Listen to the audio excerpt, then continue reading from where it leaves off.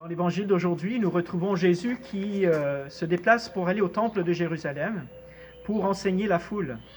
Et on voit que Jésus, dans un premier moment, rencontre l'opposition des scribes et des pharisiens qui en voulaient à sa vie.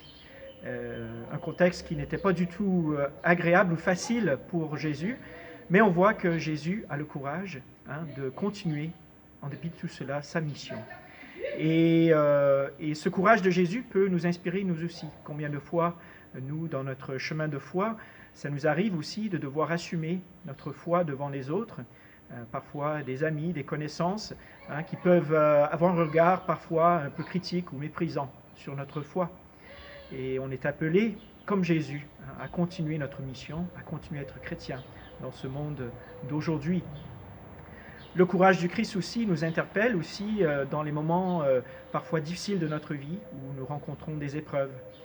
Nous pouvons penser en ce moment à toutes les personnes qui sont confinées à cause du coronavirus, aux personnes malades, à ceux qui les soignent, tant de personnes qui traversent des moments difficiles. Eh bien, nous pouvons demander au Seigneur de nous donner la force, le courage, eh bien, de continuer notre chemin, continuer notre service. Et prions bien sûr pour toutes ces personnes.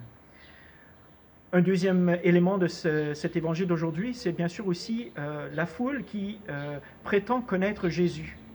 Mais on voit que c'est une connaissance extérieure, une connaissance un peu superficielle, basée très souvent sur ce qu'ils ont entendu dire de Jésus, plutôt qu'une vraie rencontre qu'ils ont eue avec lui.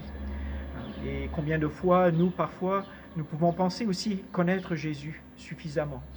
On a fait du caté, on a fait plein de temps de prière, de formation, et pourtant, est-ce qu'on connaît vraiment Jésus? Est-ce qu'on le connaît suffisamment?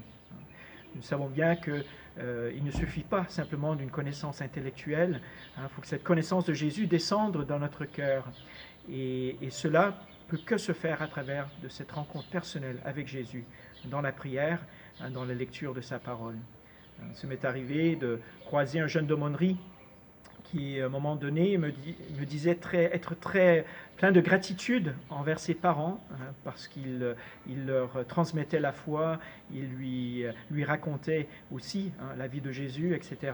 Mais ce jeune finit par me dire, mon père, mais tout cela, même si je le reconnais, je n'arrive pas à croire, je n'arrive pas à croire. Et c'est là, souvent, on se retrouve devant des situations comme ça, on se dit, mais quel mystère, quel mystère.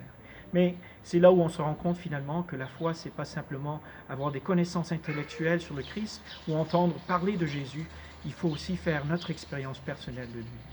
Et donc, durant cette période de confinement, profitons de ce temps supplémentaire que nous avons pour prier, pour rencontrer le Seigneur personnellement, pour faire que cette connaissance de lui descende de notre tête à notre cœur et que nous puissions faire cette expérience personnelle de lui.